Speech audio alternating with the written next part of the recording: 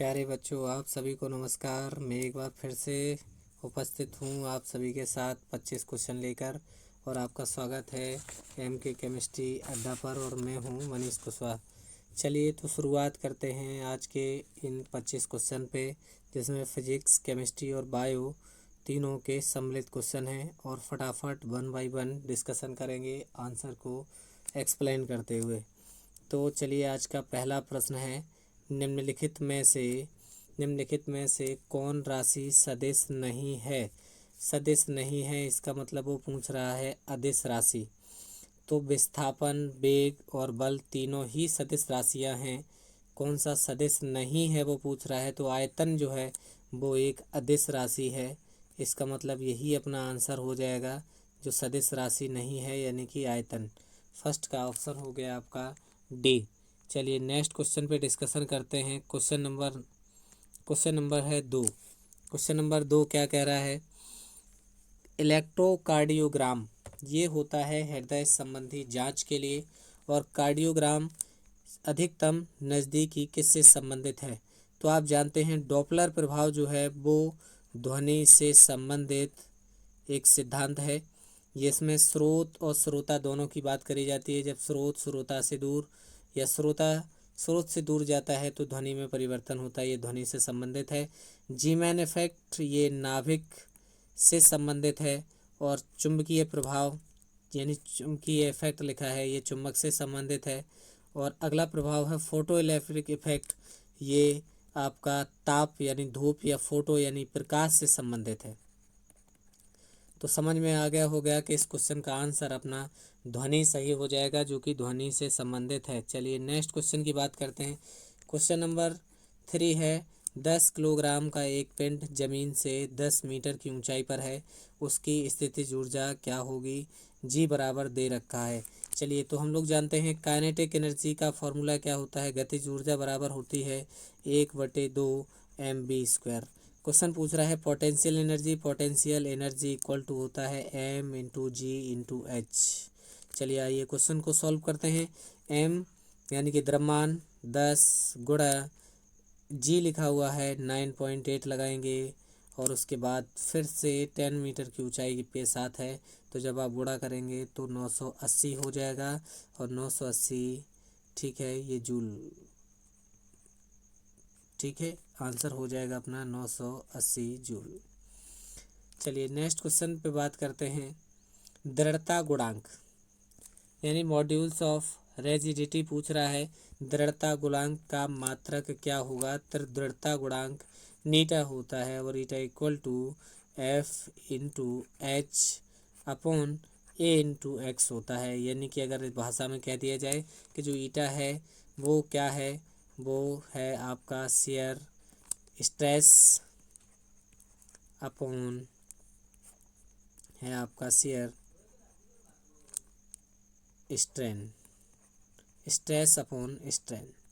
F/H जब आप इसको रखेंगे इसमें मान, तो फोर्स का आप न्यूटन रखिएगा, और इसके लिए आप मीटर रखेंगे अपॉन मीटर स्क्वायर एरिया के लिए, और उसके लिए मीटर, तो मीटर से मीटर कैंसिल हो जाएगा, और ये आंसर होगा न्यूटन पर मीटर स्क्वायर। आंसर अपना सही हो जाएगा सेकंड, न्यूटन पर मीटर स्क्वायर। नेक्स्ट है बॉयल का नियम, केमिस्ट्री से संबंधित है। बॉयल का नियम जो है क्या है, ये होता है कांस्टेंट टेम्परेचर पर। याद रखिएगा, जब कोई भी गैसीय नियम में जो चीज़ कांस्टेंट हो जाती है वो फॉर्मूले में नहीं आती है। तो बॉयल का नियम क्या है, स्थिर ताप पर किसी गैस की निश्चित मात्रा का आयतन यानी कि V उसके दाब के समानुपाती होता है। तो V is directly proportional to P, यह भी सही हो जाएगा। और जब आप इसको यहाँ पहुँचाओगे तो P/V इक्वल टू आपका हो जाएगा कांस्टेंट। और जब आप अलग अलग गैसों के लिए लिखोगे तो इसके लिए P1 V1, दूसरी गैस के लिए कांस्टेंट आप लिखेंगे। इसके लिए अगर आप 1 लिखते हैं, दूसरी गैस के लिए 2 लिखते हैं, तो कांस्टेंट तो सभी के लिए समान रहेगा। और आपस में जब आप कांस्टेंट को बराबर कर देंगे तो आएगा P1 V1 equal to P2 V2, यानी कि A और C दोनों ही आंसर आपके सही हो जाएंगे। चलिए नेक्स्ट क्वेश्चन की तरफ मूव करते हैं। क्वेश्चन नंबर है 6, और क्वेश्चन नंबर 6 है सूर्य की किरणों की तीव्रता मापने वाले उपकरण को क्या कहते हैं। तो सभी लोग जानते हैं एस्ट्रोमीटर होता है जो सूर्य की किरणों की तीव्रता को मापता है। ठीक है, चलिए इसके बाद ये टेम्परेचर को, ये दाब को मापता है। नेक्स्ट क्वेश्चन है, क्वेश्चन नंबर है 7। 10 वोल्ट के विभवांतर वाले दो बिंदुओं के बीच 4 कूलाम के आवेश को स्थानांतरित करने में कितना कार्य करना पड़ेगा, यानी उसने वर्क पूछा है कितना लगेगा और अपने पास फॉर्मूला होता है W = V/Q, यानी पोटेंशियल इंटू चार्ज। तो पोटेंशियल दे रखा है 10 और चार्ज की वैल्यू है 4, तो हो जाएगा 40 जूल। आंसर हो जाएगा 40 जूल। चलिए नेक्स्ट क्वेश्चन की तरफ मूव करते हैं। क्वेश्चन नंबर है 8। क्वेश्चन नंबर 8 क्या कह रहा है। क्वेश्चन नंबर 8 है डॉट डॉट डॉट के परिवर्तन से वायु में ध्वनि की गति में परिवर्तन नहीं होता है। किस चीज़ के परिवर्तन से वायु में ध्वनि की गति में परिवर्तन नहीं होता है। वायु में उपस्थित आर्द्रता के परिवर्तन से वायु में ध्वनि की गति में परिवर्तन नहीं होता है। आर्द्रता अगर कम होती है तो ध्वनि की चाल अधिक होती है। हमें लग रहा है कि क्वेश्चन में थोड़ी सी मिस्टेक है, नहीं शब्द नहीं होना चाहिए। वायु में उपस्थित आर्द्रता के परिवर्तन से वायु में ध्वनि की गति का परिवर्तन होता है और आपका आंसर सही हो जाएगा। वायु में उपस्थित आर्द्रता, आर्द्रता जब ज़्यादा होती है, यानी कि जब ज़्यादा आर्द्रता होती है तो ध्वनि ज़्यादा दूर तक चली जाती है, फैलाव ज़्यादा दूर तक होता है। क्वेश्चन नंबर 9 है केमिस्ट्री से, एक बार फिर से क्वेश्चन है पैरामैग्नेटिज्म। तो किसी भी कंपाउंड के दो प्रकार के मैग्नेटिक बिहेवियर शो करना, यानी कि पहला हो गया आपका डाया मैग्नेटिक और दूसरा होता है आपका पैरामैग्नेटिक। तो हिंदी में कहते हैं इसको प्रचुंबकी और पैरामैग्नेटिक माना होता है अनुचुंबकी। जब इसके पास सभी इलेक्ट्रॉन्स होते हैं पेयर्ड तो बनता है आपका डायामैग्नेटिक, और जिसके पास इलेक्ट्रॉन होते हैं अनपेयर्ड वो बनाते हैं पैरामैग्नेटिक। चलिए कॉपर की आप बात करते हैं तो कॉपर है 29, कॉन्फ़िगरेशन करते हैं तो 4s1 और 3d10 पहुंचता है। जब आप सिंगल पॉजिटिव की बात करते हैं तो केवल d10 पहुंचता है और सभी पेयर्ड होते हैं, तो ये होता है डायामैग्नेटिक। मैग्नीशियम की आप बात करते हैं तो इसके आउटर सेल में होते हैं 2 इलेक्ट्रॉन, ये देने के बाद भी अपनी सेल कंप्लीट करता है। और हाइड्रोजन में भी एक एक अपने 2 हो जाते हैं, इसकी भी सेल कंप्लीट हो जाती है। तो यहाँ बचता है एक अनपेयर्ड इलेक्ट्रॉन और ये शो करता है पैरामैग्नेटिज्म। नेक्स्ट क्वेश्चन है रासायनिक रूप से सिंदूर क्या है। कृत्रिम सिंदूर का फॉर्मूला पूछ रहा है। तो मर्क्यूरिक सल्फाइड यानी HGS को कृत्रिम सिंदूर भी कहा जाता है और इसका नाम होता है सिनेबार, और ये अयस्क है, बहुत ही प्रसिद्ध अयस्क है मरकरी का Hg का। और इससे एक क्वेश्चन और जानते हैं, मरकरी को खोजने वाले वैज्ञानिक हैं नागार्जुन।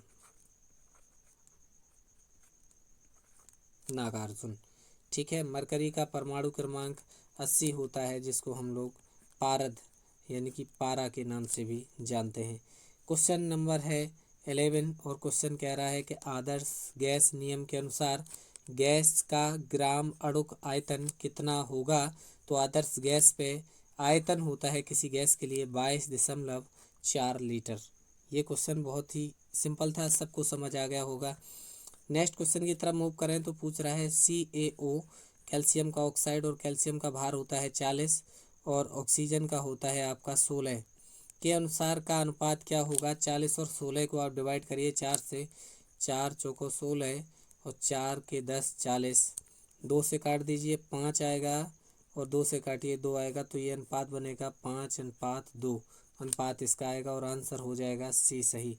चलिए नेक्स्ट क्वेश्चन की तरफ मूव करते हैं। क्वेश्चन नंबर है 13। क्वेश्चन नंबर 13 क्या कह रहा है, कंप्यूटर से है क्वेश्चन। एक स्टैंडर्ड पर्सनल कंप्यूटर में स्टार्ट बटन जो होती है, स्टार्ट मेन्यू जो है वो एक ऑप्शन है और एक कमांड सेट है। क्या है, एक ऑप्शन है और एक कमांड सेट है। नेक्स्ट क्वेश्चन की अगर आप बात करते हैं तो क्वेश्चन नंबर है 14, गैसों के दो विशिष्ट ताप और इसके द्वारा संबंधित है।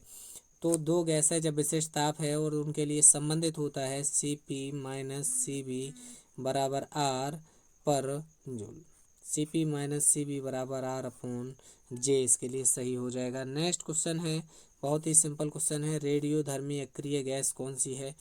सभी जानते हैं 6 अक्रिय gas helium, neon, argon, krypton और इसको के आर क्रिप्टॉन को बोलेंगे, के आर क्रिप्टॉन, जीनान और रेडान और आखिरी है ऑर्गेसोन। अगर आप इसके परमाणु क्रमांक लिखते हैं तो 2, 10, 18, 36, 54, 86 और 118 आता है, जिसमें से 118 ऑप्शन में आपको दे रखा है। आर एन जो 86 है रेडान वो है एक इनर्ट गैस, एक है अक्रिय गैस। चलिए नेक्स्ट क्वेश्चन की तरफ अगर आप मूव करें तो क्वेश्चन नंबर है 16 और क्वेश्चन नंबर 16 पूछ रहा है विभिन्न माध्यमों में 25 डिग्री सेल्सियस पर ध्वनि के संदर्भ में निम्नलिखित में से कौन सा कथन सत्य है? तो एल्यूमिनियम में ध्वनि की चाल है 6420 मीटर पर सेकंड और निकल में है 6240 मीटर पर सेकंड, और दोनों में थोड़ा सा चेंजेस अंक में किया है, लेकिन ये दोनों ही बातें सत्य हैं। ये याद कर लीजिए, एल्यूमिनियम में ध्वनि की चाल 6420 और निकल में ध्वनि की चाल 6240 होती है। नेक्स्ट क्वेश्चन है, क्वेश्चन नंबर है 17। क्वेश्चन नंबर 17 क्या कह रहा है? भारत में स्थापित पहला वाणिज्यिक परमाणु संयंत्र जो है वो तारापुर में खोला गया था। कहाँ पे खोला गया था? तारापुर में खोला गया था।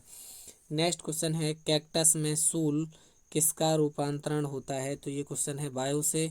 और कैक्टस में जो सूल होते हैं यानी स्पाइंस कहते हैं, जिनका रूपांतरण है किसमें? पत्ते होते हैं। किसका रूपांतरण है? पत्तों का रूपांतरण है। नेक्स्ट क्वेश्चन है, क्वेश्चन वो कह रहा है कैंसर के उपचार के लिए प्रयुक्त रेडियो आइसोटोप है। कैंसर के उपचार में प्रयुक्त होने वाले रेडियो समस्थानिक का नाम है कोबाल्ट 60, कोबाल्ट 60। यूरिया किसके द्वारा रक्त से पृथक किया जाता है? तो किया जाता है आपकी किडनी से।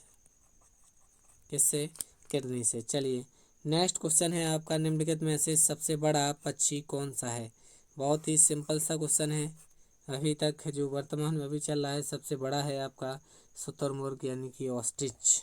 चलिए नेक्स्ट क्वेश्चन की तरफ आप मूव करते हैं। क्वेश्चन नंबर है 22, हीमोकार्डेटा में उत्सर्जन किसके द्वारा होता है? तो कोशिका गुच्छ द्वारा हीमोकार्डेटा में उत्सर्जन होता है। नेक्स्ट क्वेश्चन है, मल्टीपर्पज़ प्लास्टिक की पानी की बोतलें डॉट डॉट की बनी होती हैं। तो ये कौन सा आपका पॉलीमर है? पॉलीथिन है, यानी पॉलीएथिलीन जिसको कहते हैं, वो मल्टीपर्पज़ प्लास्टिक की पानी की बोतलें बनी होती हैं। फूड चेन में सबसे निचला स्तर है। अगर खाद्य श्रृंखला की बात कर लें तो खाद्य श्रृंखला में आपका उपभोक्ता, दूसरा उपभोक्ता और उसके बाद उत्पादक में निचला स्तर है उत्पादक का, यानी आपका आंसर सही हो जाएगा सी। लास्ट क्वेश्चन पे अगर आप बात करते हैं, क्वेश्चन नंबर है 25, निम्नलिखित मसालों में से कौन सा पुष्प कलियों से प्राप्त होता है? तो सभी को आंसर पता होगा, वो है लौंग। ये है लौंग। और इस प्रकार आपका ये जो एग्ज़ाम है ये 25 क्वेश्चन है, आपका टेस्ट यहीं समाप्त होता है। और अगर आपको ये क्वेश्चंस अच्छे लग रहे हैं तो एक बार लाइक और एक शेयर ज़रूर करें, और यदि आप चैनल पर नए हैं तो एक बार सब्सक्राइब ज़रूर करें। बहुत बहुत धन्यवाद जुड़ने के लिए। Thank you very much.